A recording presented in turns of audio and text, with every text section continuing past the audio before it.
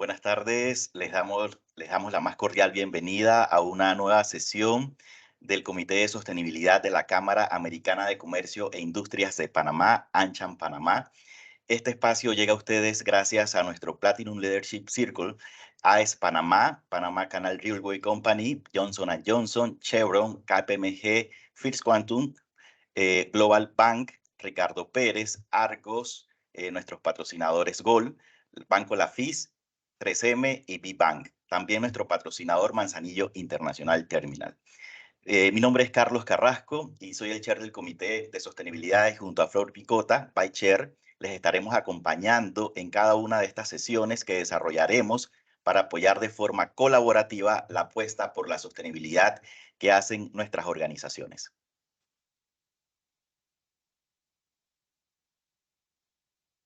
Hola Carlos, buenas tardes a todas las personas que nos acompañan hoy. Para esta sesión escogimos un tema que engloba las principales tendencias y que consideramos que es una perfecta apertura para este nuevo periodo del comité y que vamos a ir profundizando en cada uno de los próximos espacios que estamos preparando para toda la membresía. La dinámica de esta sesión será de la siguiente manera. Primero vamos a escuchar la presentación de nuestro invitado, que ya Carlos les va a contar toda su trayectoria. Y luego vamos a pasar a un espacio de conversación donde Carlos y yo vamos a profundizar en algunas reflexiones que rescatamos de esta investigación que nos va a presentar Pablo, y posteriormente vamos a abrir el espacio para que toda nuestra audiencia pueda participar. Para el tema de hoy, Tendencias en Sostenibilidad 2023, lo que no debes olvidar, nos acompaña Pablo Leidy y Carlos les va a contar su perfil. Así es, Flor. Presentamos a Pablo Leidy. Pablo es director y fundador de Comunicarse, el primer medio de habla hispana sobre sostenibilidad que nació en el año 2002. Ha publicado, Pablo, más de 15 investigaciones en las que aborda temas como opinión pública, comunicación interna y externa, reportes y gestión de recursos humanos, cadena de valor, la mirada de los CEOs, diversidad, el reto de los ODS y tendencias, entre otros temas, que Pablo tiene mucha experiencia y que estamos seguros se va a hacer sentir en este espacio que estamos contando con él hoy. Pablo también ha trabajado en diferentes empresas como asesor, empresas de la región donde ha agregado valor desde lo que es la comunicación y la sostenibilidad. Por cierto, para quienes aún no reciben el boletín de Comunicarse, los invitamos también a que puedan conocer todo lo que ellos comparten en todo lo que es esta comunicación, visitando su sitio web, comunicarseweb.com. Bienvenido, Pablo, a este espacio. Los micrófonos son tuyos. Muchas gracias, Carlos y Flor. Gracias por la invitación. Siempre es un honor poder compartir estas publicaciones que realizamos con colegas de la región. Así que esperemos que sea de utilidad. Si quieren, ya doy comienzo a mi presentación. Como les decía, voy a estar hablando de lo que es tendencia de sostenibilidad. Brevemente les cuento sobre nuestra organización. Nosotros nacimos en el año 2002. Somos un medio periodístico que siempre tuvo una mirada amplia del concepto de responsabilidad social empresaria en su momento, sostenibilidad en la actualidad. Ahora se habla también mucho de ESG, que vamos a estar profundizando. Tenemos una mirada siempre regional, iberoamericana, para abordar los temas. Si bien nacimos en Buenos Aires, tenemos en la actualidad sede en Costa Rica, en Santiago, Chile. O sea, tenemos una mirada siempre editorial regional y nos interesa potenciar eso. Tenemos casi 50.000 seguidores en las redes sociales y lo que se traduce también en usuarios únicos. Y como mencionaba Carlos, unas 18 investigaciones publicadas. Seguimos. En este caso voy a estar presentando lo que tiene que ver con nuestra última investigación, que la hemos presentado a fines del año pasado. Siempre en el último trimestre hacemos como un raconto de los principales temas que están marcando la agenda de la temática, y hoy voy a estar haciendo como un resumen para que después podamos tener disparador de preguntas para que pueda, en la medida de lo posible, ir respondiéndolas. El primer gran tema que nosotros identificamos tiene que ver con la crisis climática, a la cual la llamamos hoy como ayer. Seguimos. Básicamente esto tiene que ver con que hoy hay prácticamente un consenso unánime, si se quiere, en que estamos en una senda que quizás no es la ideal para cumplir con los objetivos climáticos. Tanto científicos, meteorólogos, ambientalistas están diciendo de una manera dura incluso que no estamos llegando a cumplir con las metas para frenar la crisis climática con los objetivos que se están planteando, por ejemplo, en la Agenda 2030, ¿no? o los objetivos del Acuerdo de París. Seguimos. Esto se traduce, por ejemplo, en que las COP de cambio climático que se realizan sobre el final de cada año están volviéndose un poco intrascendentes. Están dejando, por ejemplo, siempre los grandes anuncios para la próxima COP. Lo cual genera obviamente un escepticismo con que se pueda cumplir con los objetivos que son muy acuciantes y que no hay mucho tiempo para responder. Por lo tanto, la forma de implementar y financiar estos objetivos suele ocurrir que se está dejando siempre como para adelante. En las últimas COP se está viendo mucho esto, con lo cual la agenda en ese sentido se está haciendo más dificultosa. Seguimos. A esto hay que sumarle que hay muchas voces críticas sobre lo que es el verdadero compromiso de las empresas con respecto a la descarbonización, o sea, sus metas voluntarias, por ejemplo, avaladas por la ciencia, para alinearse con los objetivos de París. Está habiendo muchas voces críticas, hay diferentes iniciativas, se les critica que muchas veces hay una zona de grises, hacia lo cual determinadas organizaciones se aprovechan de eso para decir que están cumpliendo y como que parecería que eso no es tan así. Nosotros igual tenemos una mirada de que las empresas tienen que tratar de aportar desde donde puedan, y esto es un contexto que obviamente no las está favoreciendo. Pero bueno, queremos destacar que esta mirada crítica existe, que el contexto hoy por hoy no está siendo el más alentador. Seguimos. Quisimos también destacar algunas oportunidades que en materia de cambio climático se dan en la región. Por ejemplo, en lo que es economía circular, seguimos, aparecen estudios que, por ejemplo, del BID, de UNEP-FI, de BID Invest, que mencionan que la región tiene grandes oportunidades, pero que necesita actualizar la legislación. Seguimos. Aquí lo importante es mencionar que se explica que la región está en el camino correcto, pero falta articulación, actualizar a su vez la legislación, y también, continuamos, hay que pensar en que los gobiernos y las instituciones financieras también tienen una gran oportunidad para ayudar a reconvertirlo a lo que tiene que ver al sector PYME y MIPYME. Esto muchas veces cuando se habla de sustentabilidad estamos siempre hablando de las grandes compañías, de las grandes multinacionales, y no nos tenemos que olvidar, sobre todo en esta región, del gran impacto que tienen puntualmente en lo que es cambio climático, el apoyo al sector PYME y MIPYME. Y a su vez, en el último guión que ahí van a ver, también se menciona que, ponemos uno más, se menciona que es importante que la región no quiera tener o incorporar enlatados que funcionan en otras partes del mundo. Es muy importante que se piensen, en el caso puntual de la economía circular, pensándola como una oportunidad para enfrentar el cambio climático, en pensar estrategias desde y para la región. Eso es importante porque tenemos, por lo general, esa es una crítica, a la tendencia a querer incorporar cosas que funcionan en otros lugares del mundo con una coyuntura y una idiosincrasia que no aplica muchas veces a nuestra realidad. Continuamos. El siguiente capítulo, que esto lo voy a mencionar muy brevemente, tiene que ver con los desafíos de la transición energética. Aquí hay que tener en cuenta, seguimos, que estamos en un contexto geopolítico que cambió muchísimo a principios del año pasado con la guerra entre Rusia y Ucrania. Esto generó, obviamente, una dificultad enorme en la trazabilidad de lo que se estaba planteando de transición energética para cambiar las matrices en muchos países, ya que muchos países, sobre todo el primer mundo, incluso empezaron a tener en agenda tener energía, cosa que antes solamente se estaba hablando de cómo se cambiaba la matriz energética hacia energías renovables. Este contexto geopolítico cambió, con lo cual esto ralentizó, obviamente, lo que tiene que ver con este camino de transición para cumplir con las metas climáticas. Continuamos.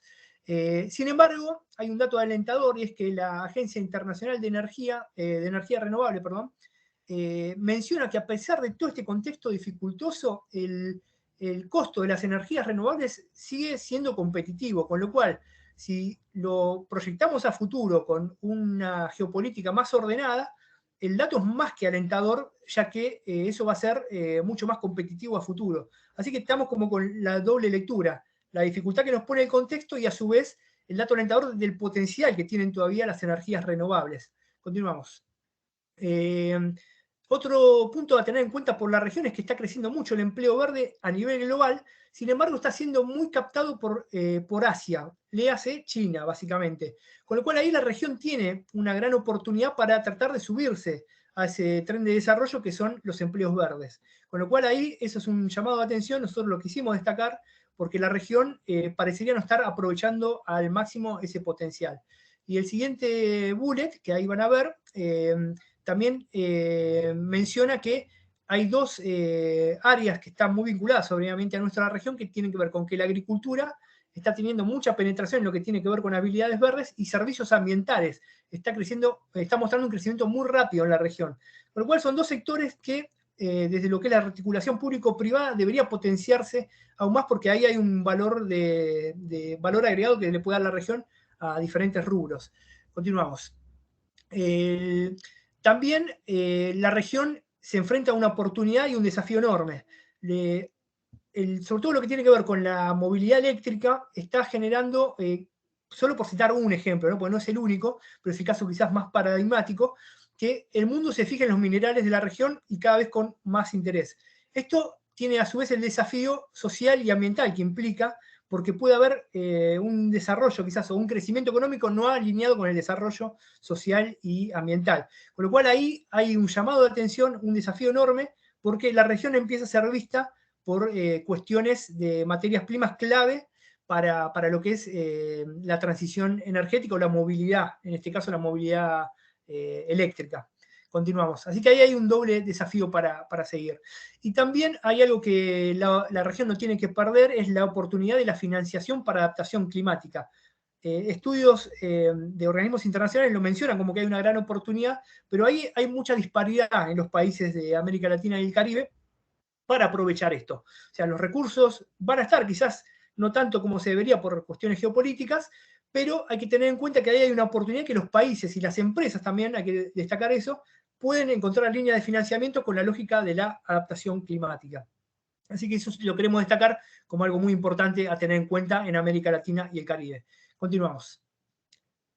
El siguiente capítulo, esto no se habla mucho y nosotros lo quisimos poner sobre la mesa, tiene que ver con la nueva pandemia, que es una pandemia silenciosa, solapada. Continuamos. Que ahí básicamente esto tiene que ver con la pandemia, que es el estrés laboral en el trabajo. La salud mental, perdón, en el trabajo, no implica solo el estrés, ¿no? Pero ahí está silenciado, no se habla mucho. Sin embargo, esto fue el disparador, fue el COVID, obviamente, pero es como que quedó solapado, como ya no nos tenemos que vacunar, ya no hay restricciones para viajar, pero sin embargo quedó una secuela muy grande, y para focalizarlo en este caso puntualmente, que es con la salud mental en el trabajo y que no se está abordando, parecería, como se debe por parte del sector privado. Hay estudios que ahí les voy a, en el siguiente bullet van a ver, que mencionan la OIT, la Organización Panamericana de la Salud, ahí pasemos un bullet más, Organización Panamericana de la Salud, OMS, la revista The Lancet, hay estudios de organizaciones de recursos humanos, de empresas como ADECO, que todas son coincidentes, todas los mencionan, no son muchos estudios en cantidad, eso es llamativo, pero todas en los datos son contundentes, o sea, con lo cual ahí hay un llamado de atención y por eso nosotros lo llamamos una pandemia silenciosa, porque está, creo que cualquiera de los que estamos acá seguramente habrá conocido a alguien que en su círculo íntimo que tuvo problemas de este tipo y sin embargo no se habla tanto con la magnitud que se debería. Por eso este estudio lo que quiso hacer es poner sobre la mesa este desafío. Seguimos. Y si bien esto está golpeando a todos por igual, a quienes más parecería estar afectando es a las mujeres, con lo cual, ahí si podemos pasar al siguiente bullet, ahí lo van a ver, ahí se destaca justamente que la mujer es el grupo que más estaría sufriendo con respecto a los varones. Con lo cual, ahí tenemos una dificultad que, sobre todo en las estrategias que abordan, por ejemplo, al público interno, o que se habla, la sostenibilidad tiene que tener siempre a la persona en el centro, ese es un camino clave quizás para trabajar, ¿no? La salud mental en el trabajo y hacer quizás foco en lo que tiene que ver con género. Así que es un punto como para destacar. Ahí si podemos pasar los slides. Perfecto, ahí uno más. Bien, el siguiente tema, para pasar rápido, nosotros lo llamamos el faro regulatorio de Europa. uno de estos puede parecer lejano, puede parecer que no nos toca de cerca, sin embargo ahora vamos a hablar un poquito por qué es importante.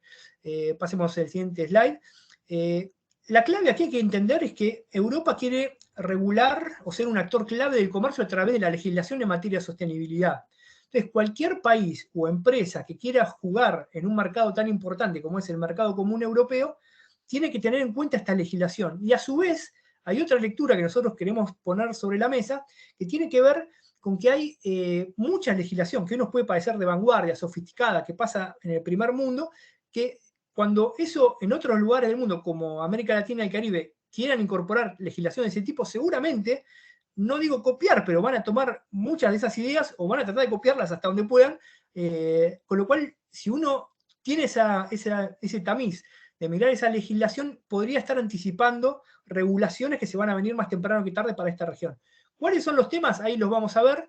El primero de ellos, ahí pasamos, tiene que ver con el equilibrio de género en las grandes empresas, ahí están jugando fuerte, tienen dificultades para implementarlo, pero están siempre trabajando para que eso se ponga en práctica. El siguiente tema tiene que ver con las reglas que deben seguir las empresas para reportar sostenibilidad. Ahí están este año, y yo diría que están enfocados pero muy decididamente sobre este tema, con lo cual está muy bueno poder leer qué es lo que están pidiendo, porque eso va a llegar, es cuestión de tiempo.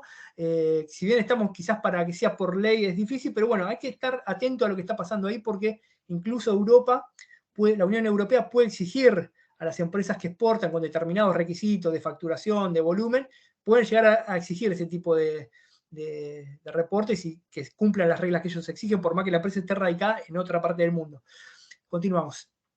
Otro de los temas tiene que ver con la mirada global para combatir la deforestación. Esto es claro también con temas de cambio ambientales y de derechos humanos. Tienen la doble mirada, y la región obviamente es un exportador para esos mercados, y no puede decir no lo tengo en mi agenda de riesgo, porque eso están acelerando muchísimo. Y en ese sentido, si América Latina y el Caribe no quiere perder mercados, no puede obviar ese tipo de regulaciones. Y la última, ahí tiene que ver con el impacto de los derechos humanos y ambiente en las cadenas de suministros globales. Ahí esto no se limita solamente a lo que tiene que ver con deforestación, sino en general a todos los rubros. Con lo cual, hay esos dos vectores están jugando muy fuerte a la hora de poder ingresar, y que la Unión Europea le garantice a sus ciudadanos que cuando compran un producto dentro de sus fronteras no están violando ninguno de estos criterios. Están jugando muy fuerte en legislación en estos temas, y por eso lo llamamos el faro regulatorio, lo que la región no tiene que olvidar y tiene que mirar, porque nos afecta por el comercio internacional o por futuras regulaciones. Continuamos. Otro tema muy importante tiene que ver con el ESG. Seguramente lo deben escuchar cada vez más. Hoy cualquiera que esté en el rubro en algún momento va a escuchar la palabra ESG, y está teniendo un impulso cada vez mayor. Nosotros lo llamamos el escenario de futuros debates de sostenibilidad, y vamos a explicar por qué. Pasamos ahí. Cada vez más empresas lo incorporan en sus estrategias y discursos. Se ve todavía más afuera, pero en la región ya empieza a ver, en los reportes se ve mucho. Está como tomando fuerza, y eso es algo muy positivo. Lo que hay que tener en claro es que, ¿cuál es la gran novedad aquí? Y esto tiene que ver con que el mundo inversor se incorpora al rubro de la sustentabilidad y le empieza a poner exigencias. Obviamente, es un sector que tracciona mucho, dado los recursos que mueve, y impone condiciones al rubro en general. Por ejemplo, con métricas, con indicadores, y esto es la clave para entender por qué es tan importante y por qué tomó tanta fuerza y tanta dimensión. Es justamente porque el mundo inversor se incorpora y pone su regla de juego. Seguimos. Los inversores lo han tomado como bandera, seguimos, era lo que estaba explicando, y empiezan a aparecer, que esto sí es un dato novedoso, las miradas críticas. Esto está pasando en el mundo desarrollado, sobre todo en Europa. En Estados Unidos también, pero más fuerza en Europa. Si bien en Estados Unidos la SEC está también siendo consecuente con esto y tomando medidas al respecto. Pero aquí la crítica es que se empieza a tomar muchas veces con demasiada liviandad, por ejemplo, los compromisos de mitigación del cambio climático, la carbono neutralidad, como que se comunican demasiado a la ligera. Esto, si seguimos con el siguiente bullet, empieza a traducirse quizás en la manera más cruel, que tiene que ver con los litigios que empiezan a aparecer, sobre todo vinculado al tema de climático. Estos litigios climáticos contra el sector corporativo. En un paper que nosotros documentamos ahí, en nuestra investigación, que después van a tener el link, los sectores que se están viendo como más llevados a juicio por estas cuestiones son alimentos y agricultura, transporte, plásticos y finanzas.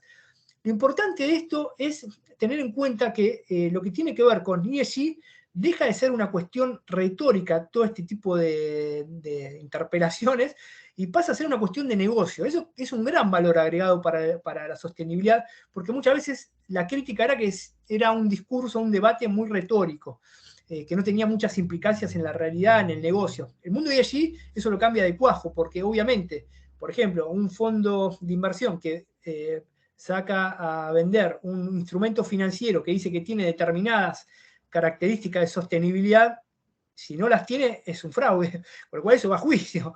Entonces, y esto ha pasado, esto en nuestra investigación está documentado en varios casos que sucedieron el año pasado con empresas grandes, que si bien todavía están en juicio, pero bueno, están en una instancia legal y dejó de ser una crítica en Twitter, ¿no? Esto pasó a ser una instancia legal y se los demanda porque se considera que no están cumpliendo. Entonces, esto sí es algo llamativo y nosotros lo queremos destacar en esta región porque nosotros esto lo estamos viendo como de afuera y queremos anticipar agendas, sobre todo que no se tomen a la ligera cuando se empieza a comunicar esto, porque hay muchas, sobre todo organizaciones ambientalistas, que ya tienen la dinámica como para enjuiciar a quienes no cumplen, lo cual está muy bien porque eso sincera que nadie miente, que nos estafe a los públicos de interés. Continuamos. Entonces, debido a todo esto, los criterios ESG nosotros notamos que se están enfrentando a un momento decisivo para generar confianza. Lo bueno es que están como vivos, ¿no? Que este debate del greenwashing que está apareciendo tanto es una dinámica que está viva. No es que todos decimos, sí, es todo buenísimo, estamos todos de acuerdo y después no pasa nada. Esto se nota que tiene incidencia en los negocios y obviamente cuando alguien no cumple se lo trata de cuestionar. Continuamos. Y un caso muy interesante tiene que ver con lo que tiene que ver con el crecimiento del las demandas por greenwashing. Aquí se me tapa, no lo puedo ver, pero ahí lo que habla es de si me lo puede, creo que es del greenwashing. Ahí lo que quería decir es que empieza a haber una nueva tentación, perdón, la nueva tentación del greenwashing. ¿Qué quiero decir con esto? Aquí lo que es importante es que el ESG muchas veces, al ser un concepto nuevo de vanguardia, se empezó a contar muy a la ligera. Entonces nosotros vemos que a pesar del gran potencial que tiene, muchas veces cuando no hay directores de sostenibilidad lo suficientemente formados y con el suficiente peso dentro de las organizaciones, aparece esa tentación para que el greenwashing haga de las suyas.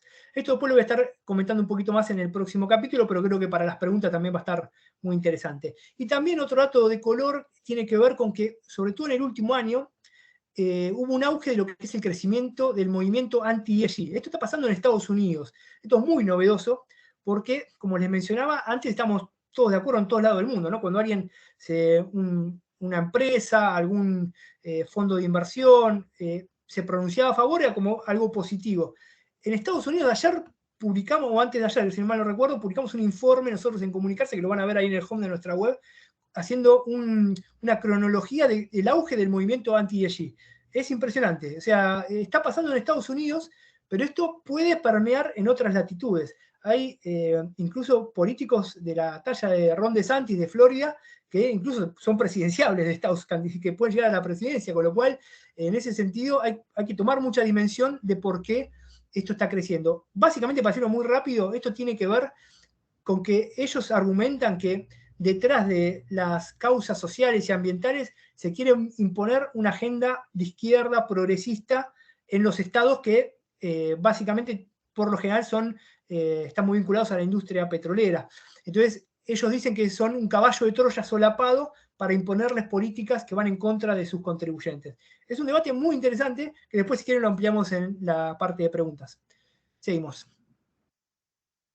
Y el último capítulo que voy a estar contando para cumplir con los tiempos es el de comunicación y gestión. Aquí quiero hablar de varios temas. Pasamos, que son los siguientes. ¿Hacia dónde van los reportes? El siguiente bullet. El greenwashing y la necesidad de una comunicación profesional en línea con lo que les estaba comentando. Y el último, que ahí van a ver, el futuro de los directores de sostenibilidad. A ver, así que hacemos rápidamente hacia dónde van los reportes. Siguiente. Hay un aumento claro de los riesgos, del reporte sobre riesgos relacionados con el clima y objetivos de reducción de carbono. Eso se está viendo mucho en los reportes a nivel global. Es como un concepto que ninguna empresa que quiera estar a la vanguardia puede omitirlo. Está en la materialidad de prácticamente todas las organizaciones. Seguimos. Y haciendo como una categorización, se está viendo también en estudios globales que lo que tiene que ver con reporte de riesgo climático va primero, seguido por lo que tiene que ver por riesgos sociales y por último de gobernanza. Como que en ese orden aparece la cantidad de información sobre la cual se está reportando a nivel global. El siguiente bullet va a estar hablando de que en América Latina y el Caribe, pasamos uno más, está decreciendo la tasa de reporte, que no es poco lo que ha decrecido en 5 años, pero sin embargo, si vemos el siguiente bullet, América Latina y el Caribe aparece como liderando lo que tiene que ver con reportes vinculados a la biodiversidad. ¿Seguimos? Uno más. Así que en ese sentido, ahí tenemos. Hay una tasa que no hay que menospreciarla, ¿no? Los reportes en la región están decreciendo, que habría que averiguar las causas de por qué está sucediendo eso, pero biodiversidad es un concepto que la región debería tener en cuenta como incluso un valor agregado de marca país o de cómo se encara la sostenibilidad, en la medida que la materialidad de la organización así lo permita, ¿no? Porque hay empresas que obviamente no lo tienen en su materialidad, pero por lo general hay que tenerlo en cuenta. El futuro de los reportes de los directores, de los Chief Sustainability Officer. A ver, aquí algo importante, es lo que nosotros percibimos es que va a haber una divisoria de aguas en los próximos años. Ahí ponemos el siguiente bullet, donde se va a quedar como en claro cuál es la importancia que tiene el tema y el cargo en la organización. Va a haber organizaciones que lo van a tener muy vinculado a lo que es la estrategia, a la alta dirección o a cuestiones meramente operativas. Esto nosotros vemos como que se está produciendo esa divisoria de aguas. ¿Y en qué lo podemos notar? Pasamos al siguiente bullet. Por ejemplo, ¿a quién le reporta? Hay un Chief Sustainability Officer, ¿a quién le reporta? ¿Tiene acceso, llegada directa al CEO, al comité de dirección? ¿O hay un andamiaje organizacional que no lo deja llegar con facilidad? El nivel de seniority, eso nosotros llamamos mucho siempre la atención, porque pasa muchas veces que hay ejecutivos con trayectoria, con renombre en su rubro, que de repente o se jubilan o cambian de organización y cuando lo reemplazan aparece un junior. Eso es un llamado de atención porque si bien puede haber obviamente ejecutivos muy jóvenes que puedan cumplir con las demandas que requiere el cargo, por ejemplo es un llamado de atención de como que se le baja el tono a la importancia que tiene el tema en la organización. Entonces, eso es un llamado de atención que nosotros queremos hacer y que se está dando y por eso se puede dar una divisoria de aguas. Otro punto importante es la capacidad de ser un interlocutor válido para los diferentes grupos de interés. Pensemos un Chief Sustainability Officer que recién, no sé, terminó la universidad, ingresó, o alguien que no tiene las suficientes espaldas como para hablar con un CEO y decirle esto nos estamos equivocando. Digo, para pensar muchas veces en un caso de greenwashing que puede terminar en la renuncia de un CEO, como le pasó al DWS en Alemania, que el Deutsche Bank, por un instrumento financiero que no cumplía con determinados criterios de sostenibilidad. Eso digo, para tener en cuenta, por ejemplo, la importancia de tener un Chief Sustainability Officer con la espalda suficiente para evitar, por ejemplo, casos de greenwashing. Y también, como decía, que pueda ser un interlocutor válido con los diferentes grupos de interés, como puede ser el periodismo. Continuamos. Y aquí ya voy a acelerar para cumplir con los tiempos. Uno más. Temas clave. La medición del impacto aparece como algo clave para los directores de sostenibilidad y para el rubro en general. esa es una gran crítica, como que no quede en algo retórico la sostenibilidad, qué datos tengo, qué indicadores tengo. Seguimos.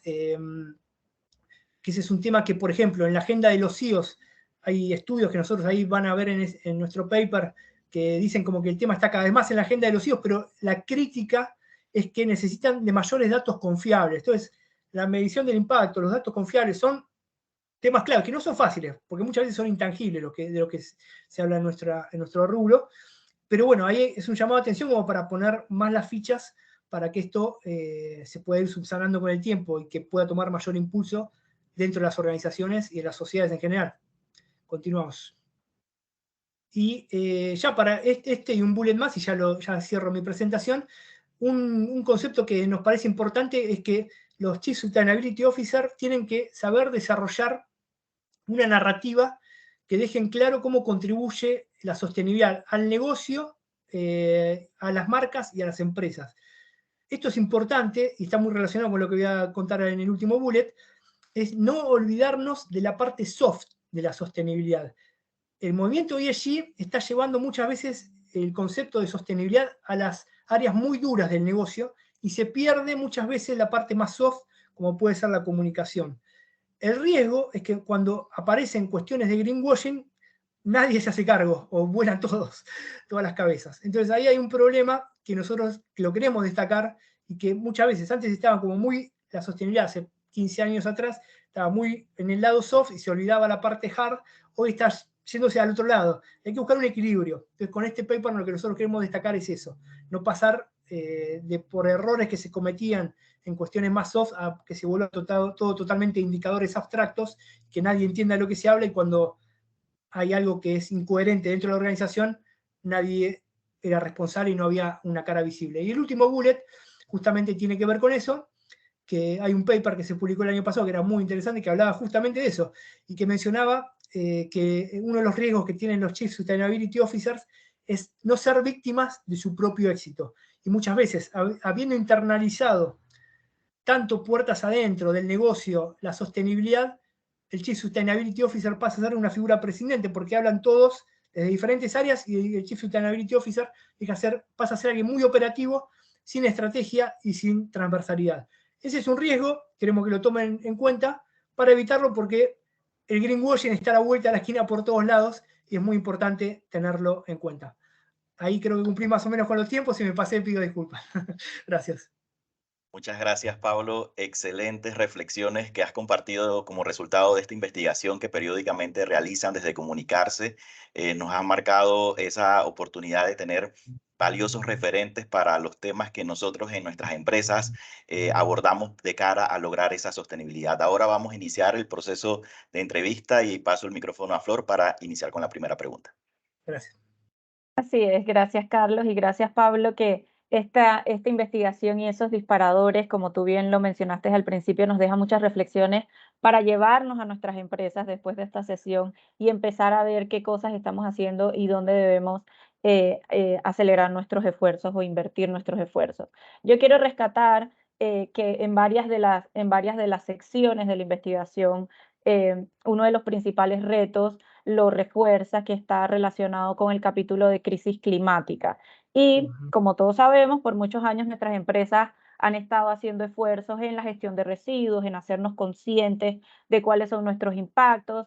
Hay en este momento grandes esfuerzos de transición energética y vemos que la tendencia apunta hacia incrementar las acciones de descarbonización. En ese sentido, quería como que nos des unas reflexiones de qué oportunidades crees que debemos priorizar en nuestras empresas para acelerar esa descarbonización en nuestra región específicamente. Sí, a ver, yo creo que siempre es importante alentar a todos a que se sumen. Yo no soy de la idea de salir a criticar lo que se hace o lo que se deja de hacer. Yo creo que es muy importante que todos transiten el camino y también lo que tiene que ver con la articulación y que no quede limitado a una organización. Como mencionaba en la presentación, se está cuestionando mucho, ¿no? El tema, por ejemplo, de Science-Based Target, hasta dónde sirve, hasta dónde no. Yo creo que igual es importante que se sumen las empresas y que las herramientas se mejoren desde adentro y no desde una crítica desde afuera. Entonces yo soy muy partidario de que cada empresa desde su materialidad pueda trazar su hoja de ruta para ir avanzando. Hay empresas que tienen obviamente un impacto muy directo en lo que tiene que ver, por ejemplo, las que son de energía o las que tienen que ver obviamente con cuestiones de transporte, pero hay muchas empresas que son de servicio, que también tienen, que muchas veces decir, y yo no impacto tanto, pero bueno, es importante que todos hagamos el análisis de materialidad y ver de qué manera nos podemos ir avanzando. Yo creo que ahí es muy importante la comparabilidad, generar espacios de reflexión para que todos podamos ir aprendiendo, porque creo que el error muchas veces es cuando se piensa que la sustentabilidad o la sostenibilidad es de las grandes empresas, de las que pueden hacer todo bien, y ahí hay un error. Como mencionaba, no hay que olvidarse de las pymes, de las MIPYMES, de las empresas que no tienen quizás grandes equipos, y ahí está gran parte muchas veces de las economías de nuestra región. Entonces, yo soy de la idea de que todos, desde su lugar, puedan ir aportando. A ver, hay cosas que son obviamente de cambios de infraestructura, que eso obviamente requiere obviamente de inversiones importantes. Ahora, hay otras cuestiones que tienen que ver con cambios de políticas, con cambios de alianzas que pueden llevar a que la descarbonización se vaya dando. Y otro factor también muy importante para mí es que cómo se articula eso con el sector privado o con organismos multilaterales para poder generar impacto de manera, no sé si de país o por rubro, pero que no queden como causas aisladas, ¿no? Yo diría que ese es el gran desafío, porque después hay que analizar muy fino en cada organización hasta dónde hizo mucho, hasta dónde hizo poco, y a mí no me gusta caer en una generalización y poner a todos en algo malo o en algo bueno, porque ahí es donde se cometen los errores. Sí que se transite ese camino y con la clave de la articulación y de la mejora continua, y no asustarse con que alguien lo hace mucho mejor que nosotros porque decir yo no voy a poder y entonces no hago nada. No, bueno, lo importante es que cada uno transite ese camino y traccione hacia adelante.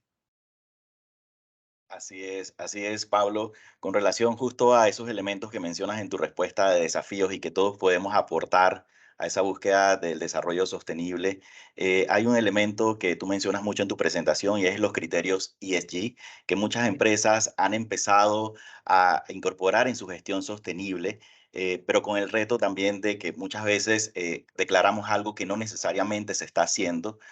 Al respecto, ¿cuáles son los principales retos que enfrentan las empresas para incorporar los criterios ESG en su gestión y cómo podemos evitar ser acusados de greenwashing cuando abordamos los mismos?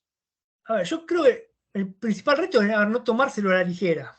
O sea, yo creo que es un concepto lindo, es un concepto atractivo.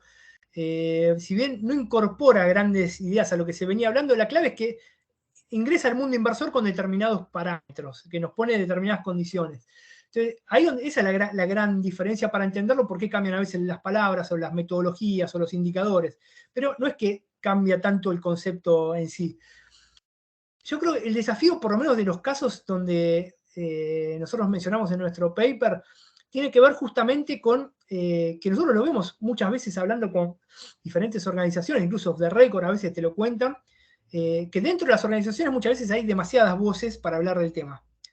Y eso es un problema, porque cuando todo funciona más o menos bien, no genera rispideces, pero cuando hay una demanda judicial, decimos, a ver, ¿dónde estuvo el problema? Otros casos, ¿sabes? Nosotros muchas veces mostramos en algunas presentaciones casos de, por ejemplo, saliéndome un poco del ESG, pero de casos de publicidades que salen que son totalmente, no sé, pero discriminadoras. Dice, uno puede decir, ¿cómo puede salir eso? Si lo vieron, no sé, fácil, 30 personas profesionales y lo vieron y se publica. Entonces, nosotros lo que percibimos es que muchas veces el área de sostenibilidad no tiene el peso que tiene que tener dentro de la organización. Entonces, subestimar el tema, no tener un Chief Sustainability Officer con el peso necesario y con la formación necesaria como para, por lo menos, plantear puertas adentro, esto es un riesgo, esto lo estamos haciendo mal. Nosotros siempre decimos que la sostenibilidad o nuestro medio incluso lo que hace es anticipar agendas de crisis y también agendas positivas. Pero anticipamos muchas cosas que detectamos que se vienen, sobre todo para el mundo corporativo. Y para eso las organizaciones necesitan gente formada que sepa ver esto. Esto que les mencionaba antes, ¿no? Un caso que salió, que está en el paper mencionado, con el link, nosotros lo tenemos publicado en nuestra web, que fue una presentación de un alto funcionario de HSBC en Londres, que lo habían invitado a un foro del Financial Times. O sea, no era una grabación, una cámara oculta, un off the record que lo traicionaba, no. Era como yo estoy hablando acá en un foro presencial y criticaba, minimizaba los riesgos financieros del cambio climático, por ejemplo. Y obviamente, cuando pasó eso, le salieron a criticar de montones de lados, porque decía, pero si el banco dice todo esto, y en el foro del Financial Times, ni más ni menos, estamos diciendo exactamente lo contrario. Ese fue para mí un claro ejemplo de que no había un Chief Sustainability Officer, por lo menos filtrando esa información, decía, a ver, de qué vamos a hablar, qué vamos a presentar, cómo vamos a decir esto. Esas son las falencias que se tienen que evitar a toda costa, porque si no, es como que hay una multiplicidad de voces. El tema, por lo general, para los que no somos del rubro, se suele subestimar, se suele hablar como de que se hablan solamente de cosas buenas, de cosas positivas, de que todo lindo, y bueno, no todos pensamos así, pero bueno, tenemos esa imagen en el imaginario de las otras áreas, y con lo cual eso hace que muchas veces los ejecutivos que se dedican a esto no tengan el peso que deberían tener en las organizaciones. Aquí en nuestra investigación tienen varios casos como para mostrar dentro de sus organizaciones de decir, miren, si esto se hace mal, pueden derivar en consecuencias graves para las empresas. Con lo cual ahí nosotros abogamos por no subestimar el tema, tener ejecutivos formados, y creo que por ahí pasa la clave, porque después hay cuestiones de comunicación, cuestiones de gestión muy operativas, o de incorporar políticas de vanguardia, que eso ya es más complejo, pero bueno, pero yo lo veo que los riesgos vienen más por el lado de la comunicación, de esta parte soft, de que a veces se dicen cosas con una ligereza que dañan a toda la organización. Después la reputación de la organización no se recupera de la noche a la mañana. Entonces ahí creo que muchas veces arriesgar tanto me parece como algo hasta infantil. Yo lo veo de esa manera, pero bueno, pasa. Sí.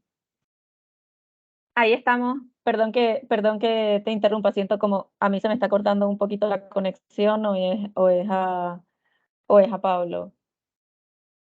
¿Me Soy escuchan yo. ahí? Ah, Ah, creo. Ahí estamos bien, Flor. Bien. Ahí, así que Adelante, ese Flor. es. Sí,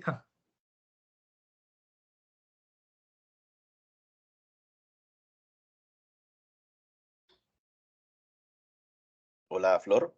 ¿Nos escuchas? Sí, aquí estoy. Perdón que creo que había perdido por un momento conexión. Bueno, antes yo quería reflexionar justamente sobre lo que mencionabas de los directores de sostenibilidad en un informe sobre el futuro del empleo del Foro Económico Mundial. Hablaban también que los especialistas de sostenibilidad van a ser la segunda posición más demandada en los próximos 5 años. Y ahí quería sí, a ver, ahí se me corta un poco la conexión. Yo, a ver, profesionalizarnos o yo en la región eso no lo veo. Ojalá sea así.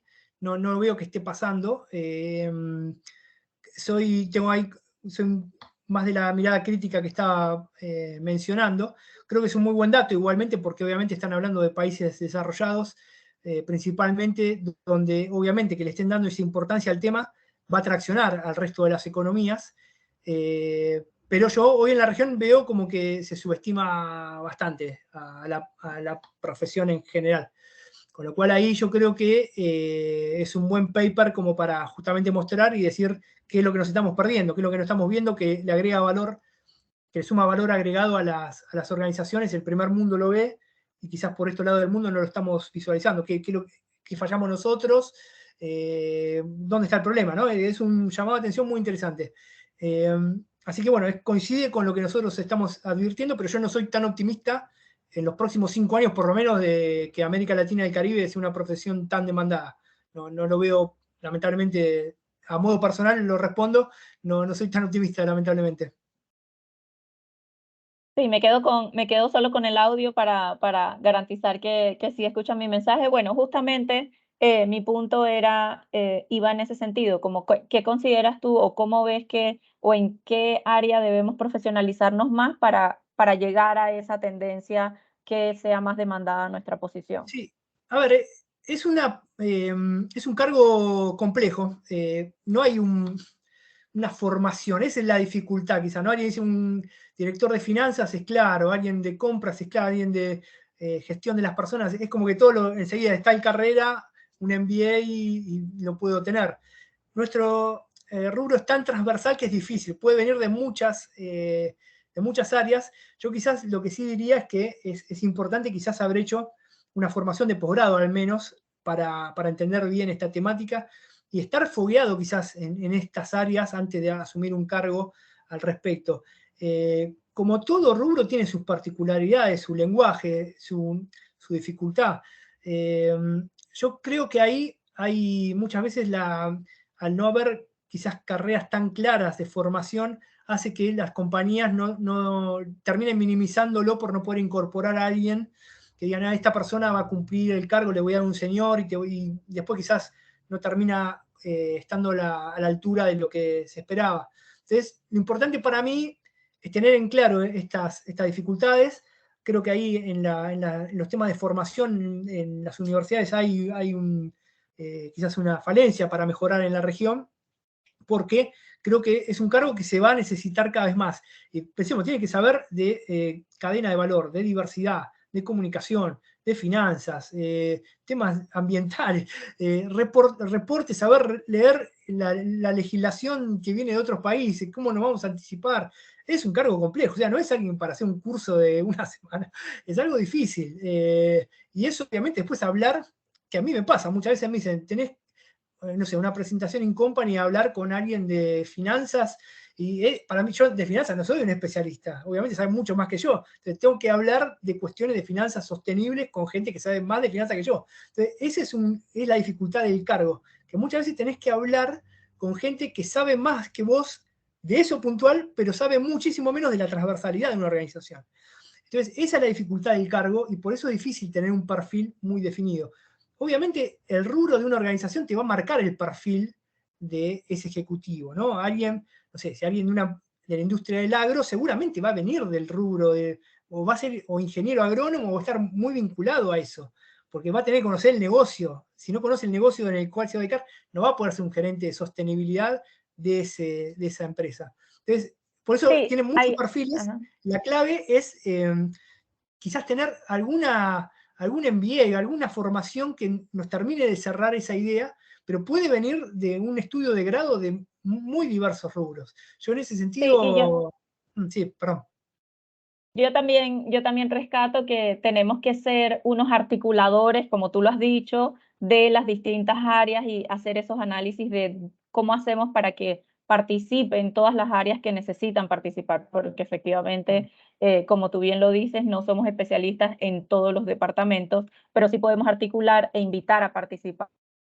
Sí, y también anticipar las agendas de vanguardia. Y Eso es aquí muy importante. quería hacerte una siguiente pregunta con respecto a la parte de rendición de cuentas y de los informes de sostenibilidad, que me pareció bastante impresionante lo que hablabas de que están decreciendo estos reportes en nuestra región. Pero además de eso, nosotros encontramos, quienes estamos viendo reportes constantemente, que en la región de Centroamérica y Caribe hay mucha más narrativa que indicadores cuantitativos. Y ahí me Ujú. gustaría que nos cuentes un poco o nos recomiendes o nos des tus reflexiones sobre hacia dónde debemos transicionar las empresas en eso que estamos contando. Sí, a ver, yo creo que eso es un error. Obviamente hay una dicotomía ahí. Los reportes ahora, tanto GRI como lo que busca la Unión Europea, incluso hay algunas regulaciones a veces de Estados Unidos, también van como mucho a sofisticarlo y hacerlo cada vez más indicadores vinculados básicamente a lo que es el mundo de ESG. Hay desafíos para el reporte que son muchos. Siempre la organización tiene que pensar a qué grupo de interés está hablando principalmente. Sin embargo, no puede un reporte estar demasiado flojo de indicadores, ¿no? Tiene que haber un mínimo, y en eso GRI está siendo cada vez más estricto con los nuevos estándares, ¿no? Con la entrada en vigor de los nuevos estándares. Así que yo en eso creo que tiene que haber un equilibrio. Yo soy, también a veces creo que hacerlo demasiado técnico también es un arma de doble filo, porque creo que le habla solamente a un grupo de interés que son los inversores. Y muchas veces las organizaciones tienen que hablar a diversos grupos de interés. Con lo cual ahí hay que hacer para mí un equilibrio y tratar de encontrar la forma de que sea una pieza legible. A mí me ha pasado muchas veces, por mi profesión, tener que leer algunos de esos reportes que son súper técnicos y sinceramente si uno puede leer 3, 4 páginas de correo es un montón, porque yo que entiendo creo que bastante del tema, se vuelve tan complejo que llega un momento que te cuesta seguirlo. Entonces ahí creo que hay un desafío. Cómo llegarle a los grupos de interés a través del reporte, pero un reporte que no tiene un mínimo de indicadores, hoy por hoy no es considerado como un reporte de sostenibilidad. Entonces ahí tampoco hay que pasarse para el otro lado. Yo creo que hay que seguir alguna metodología como puede ser, o alguna guía como puede ser la de GRI, ver hasta dónde uno lo puede hacer, porque es una vara que obviamente nivela muy para arriba, y si uno no puede estar en la línea más alta, poner que está se llamaba referenciado, creo que era ahora la nueva metodología, y estar en el camino, pero creo que tenemos que salir de la lógica de un discurso retórico y mostrar los indicadores. Y otra crítica que muchas veces se hace, y esto sé que nadie lo va a poder implementar, porque esto pasa en todo el mundo, salvo en algunas casas matrices, que tiene que ver con poder a veces incluir información de cosas que no funcionaron o que salieron mal. Eso es algo que el rubro se debe. Pasa en todos lados, por eso no quiero focalizar en nadie, ni en ningún país, ni en nadie, porque es una crítica que siempre se hace. Y creo que quizás debería haber algunos ámbitos de aprendizaje y de mostrar lo que funciona y lo que no funciona, y el reporte debería servir para eso. Hoy por hoy eso no por cuestiones prácticas no ocurre, por cuestiones de reputación, y creo que eso es un problema, pero para mí una empresa que quiera crecer en sostenibilidad tiene que ir como en una lógica de indicadores crecientes, de conseguir cada vez más información. Iniciar un proceso de reporte es difícil. El primer año siempre cuesta muchísimo conseguir información. Entonces, cuando uno entra en esa lógica de recopilación y ya las áreas van sabiendo que el año siguiente le van a volver a pedir lo mismo y quizás con algún agregado, esa inercia hay que aprovecharla. Si vamos retrocediendo, ahí hay un problema y el reporte para mí deja de tener valor, pasa a ser algo más insignificante y cae en el riesgo de lo que hablábamos antes de que pierde peso el tema dentro de las organizaciones. Pero yo no minimizo el tema discursivo, en eso sí le quiero dar importancia, que con la información dura, de indicador difícil, las áreas de comunicación tienen que trabajarlo, incluso permearlo a otros grupos de interés. Un dato, no me quiero pasar mucho con el tiempo, pero en la investigación del año anterior, la de 2021, había un estudio de la Federación Internacional de Marketineros, la WFA, a todas sus redes, que mencionaba que ellos mismos lo decían, no sabían de sostenibilidad y estaban en problemas para comunicar el tema. Se reconocían que necesitaban aprender más. Y había otros estudios de Latinoamérica, por ejemplo, uno de WWF, que mencionaba que había una demanda cada vez más creciente de información sobre temas de sostenibilidad. Entonces, si analizamos, demanda cada vez mayor de información y gente que comunica todos los temas de una empresa, que no sabe cómo comunicar, hay un problema enorme. Ahí un reporte puede ser muy útil porque, por ejemplo, si tiene buenos indicadores, está bien contado, a ese tipo de profesionales le puede servir mucho como para tener una hoja de ruta de qué pueden comunicar y qué no pueden comunicar. Y ahí el reporte es pero muy útil dentro de una organización. Así que estamos en esa batalla, de esa puja. Muy bien, Pablo. La verdad que nos podríamos quedar aquí toda la tarde conversando sobre estos temas que son tan importantes para marcar esa ruta, para aportar a la sostenibilidad de nuestras empresas. Reiteramos la oportunidad de participación de la audiencia que nos acompaña en este espacio. Por si desean hacer alguna pregunta, pueden levantar su mano o incluso mandarla por la sala de chat también para que puedan tener la oportunidad de, en estos minutos que nos quedan, hacer alguna pregunta a Pablo. Recibimos un comentario de Oscar Sosa, y ese comentario quisiera convertirlo en una pregunta, porque creo que también es muy valioso que podamos profundizar un poquito más en ese elemento de la materialidad que debe acompañar todo informe de sostenibilidad. Muchas empresas a veces se preguntan en qué momento hacer esa consulta, si debe ser condicionante para tener un informe de sostenibilidad o en qué momento tenemos que hacerlo para que realmente le dé valor a esa apuesta por la gestión sostenible que hacemos en todas las empresas, ya sea pequeñas, medianas o grandes. A ver, para reportar es clave, obviamente, hacerlo. Y si no se reporta, no está mal también hacerlo como para entender las expectativas de los grupos de interés. Básicamente, tiene que ver con lo que tiene que ver con el impacto de las organizaciones en el contexto en el que se mueven, ¿no? Y cómo impacta el contexto también en la organización. Entonces, si no entendemos eso y lo tamizamos a través de la mirada de la sostenibilidad, y el reporte no va a servir de mucho, porque no sabemos de qué estamos hablando. O sea, es como un indicador para reportar y obviamente para gestionar y dar respuesta a las expectativas que tienen los grupos de interés con nosotros. No hace falta hacerlo todos los años cuando se reporta. Ahí se puede haber diferentes miradas. Si se hace todos los años, no está mal, pero digamos, muchas veces de año a año no hay grandes cambios y muchas veces ahí el riesgo es que uno sature a los grupos de interés con determinado pedido de información que no va a ser quizás tan trascendente lo que va a decir de un año al otro. Por ejemplo, el COVID fue un hecho clave y marcó, ahí creo que toda organización tenía que hacer, pasado el COVID, una encuesta de materialidad porque habían cambiado las prioridades de todo el mundo. Y si no, creo que cada 3 años es el tiempo razonable como para hacer una encuesta seria, preguntarle a todos los grupos de interés y ver de qué manera eso influye, cómo influye la organización en ellos y el contexto en la organización. Obviamente eso depende de cada rubro. Obviamente ahí la materialidad, lo importante es que cada organización no evite los temas que son materiales. Esa es la clave de hacer la materialidad, ¿no?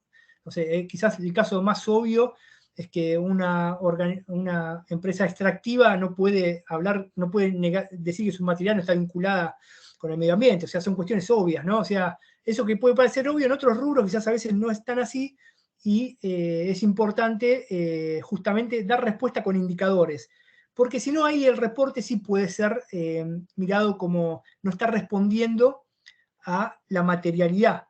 Y me cuentan un cuentito muy lindo, pero no me responde las preguntas clave de lo que yo quiero saber sobre esos temas materiales. Entonces, por eso es importante, como al menos cada 3 años, tener esa encuesta, mostrarlo, cómo dieron los resultados, por dónde pasan las expectativas, y dar respuesta con indicadores y con información concreta. Ahí está la clave. Y obviamente todo eso se apalanca en la gestión, porque el reporte, si no está apalancado en la gestión, no sirve de nada. Excelente, excelente, Pablo. Nosotros acá estamos recibiendo también otra pregunta. Nos alcanza para una pregunta y voy a aprovechar acá para saludar a Carlos Carrillo de Cervecería Nacional, quien formula la siguiente pregunta. ¿Qué barreras se visualizan en este momento o qué retos hay con relación a la transición energética y la movilidad sostenible? A ver, con respecto a la movilidad hay algo claro que tiene que ver con la infraestructura de recarga.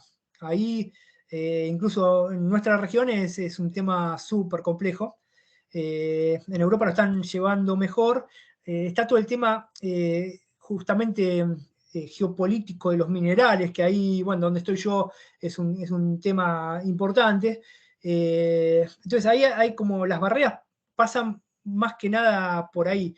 Lo que tiene que ver con transición también, en general, está muy vinculado a lo que tiene que ver con el financiamiento, ¿no? Porque una de las críticas que muchas veces aparece en las COP es que los países desarrollados ya tienen esa tecnología o tienen los recursos, y el mundo que está en vías de desarrollo o subdesarrollado necesita financiamiento para cambiar sus matrices, y muchas veces la crítica es que el mundo desarrollado contaminó un montón y ahora cambiaron su matriz y ahora no nos quieren incorporar a nosotros porque no tenemos la plata para hacer la transición. O sea, hay un debate enorme ahí, entonces justamente el financiamiento es clave. O sea, si no hay financiamiento para hacer la transición, el financiamiento, sobre todo por estos lados del mundo, son palabras en el aire.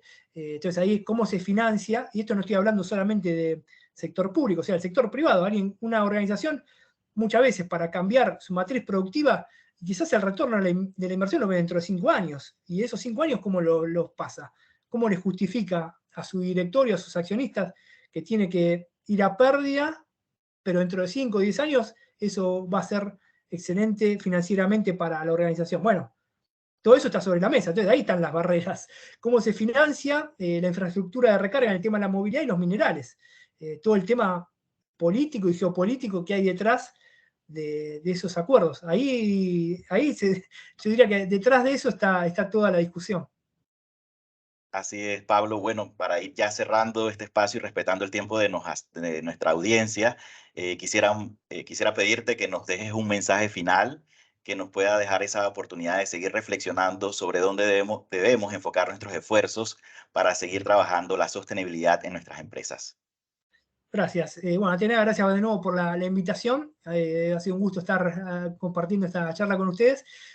Yo creo que siempre la clave en temas de sostenibilidad es tener curiosidad, ser humilde, no copiar cosas de afuera y querer incorporarlas como si nada. O sea, creo que la región tiene muchísimo para dar, tiene muchísimo para mostrar, pero tenemos que ser humildes y estudiar sobre el tema, porque tenemos siempre el halo de que es como que el negocio va por otro lado y la sostenibilidad es otra cosa. No, tenemos que mostrar que la sostenibilidad estamos hablando del negocio, de los negocios, de la sociedad, del bienestar de las personas. Lo tenemos que mostrar. Para eso hay que formarse y estudiar y escuchar mucho a las otras áreas. Así que yo diría que ese es un punto clave y que no se desalienten cuando las cosas no salen. Eso también para mí es importante porque no me gusta cuando escucho que esto que mencioné, ¿no? Pero tal organización lo hace mucho mejor, yo ¿para qué voy a ir a ese foro a mostrar mi caso? No, bueno, hay que ir a mostrarlo, contar las dificultades, no es lo mismo. Yo creo que incluso a veces tiene más valor una organización que quizás tiene poca gente, pocos recursos y que hace cosas muy buenas y quizás una organización que le viene todo de afuera y bueno, mostremos esos casos y creo que eso nos va... un dato, miren, ayer expusimos en Secodes en Colombia y justamente estaban traduciendo un paper al inglés de algo que habían hecho porque querían mostrar casos de América Latina en el centro de Europa, ¿no? Es decir, nosotros también tenemos para mostrar. Y eso es un dato que me pareció bueno porque creo que en América Latina y el Caribe hay muchísimo para mostrar, que incluso a veces ni nosotros lo sabemos. Entonces está bueno que nos animemos a mostrarlo y que aprendamos de eso. Así que esa sería mi reflexión final. Gracias, Pablo. Gracias por tu participación hoy, acompañándonos a poner este marco sobre los temas que vamos a desarrollar este año en el Comité de Sostenibilidad y que estamos seguros ha generado mucho interés por las empresas participantes a través de los que han estado acompañándonos en este espacio. Hay muchos comentarios de felicitaciones que también queremos transmitirte como parte de esta oportunidad que hemos tenido hoy contigo. Muchas gracias. Así es. Muchas gracias, Pablo. Y yo de esa última reflexión me quedo con animémonos a presentar los retos y las cosas que nos cuesta hacer, porque seguramente así podemos enseñarle a las otras empresas o capaz y podemos encontrar aliados y quienes nos ayuden a avanzar en esos retos que nos planteamos cada una de las empresas. Y nuevamente muchísimas gracias a todos los que nos están escribiendo en el chat. Este foro va a ser subido al canal de YouTube de AmCham y adicionalmente les estaremos compartiendo vía correo algunos recursos sobre el tema que tratamos hoy.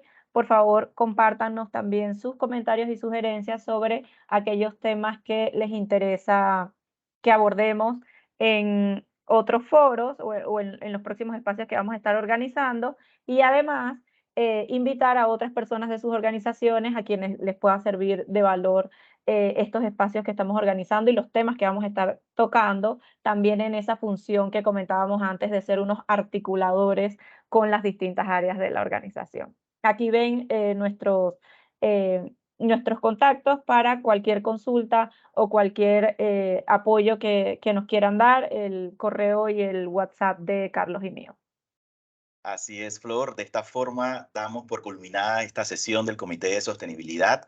Agradecemos la participación de todos los que han entrado y han participado en este espacio. Los esperamos en nuestro próximo encuentro, que será el jueves 22 de junio a las 12 p.m., 12 mediodía, donde trataremos el tema a 7 años para alcanzar la Agenda 2030, ¿Cuál es el rol de las empresas?, a cargo de Fernando Legrand, coordinador académico de Capacitarse. Una temática que estamos seguros será de interés también, como esta que acabamos de presentar, para seguir trabajando de cara a la sostenibilidad en nuestras empresas, pero también generar valiosos impactos en nuestro entorno. Agradecemos a todos los que se conectaron y nos acompañaron. Esperamos verlos el próximo jueves 22 de junio. Que tengan excelente tarde. Saludos.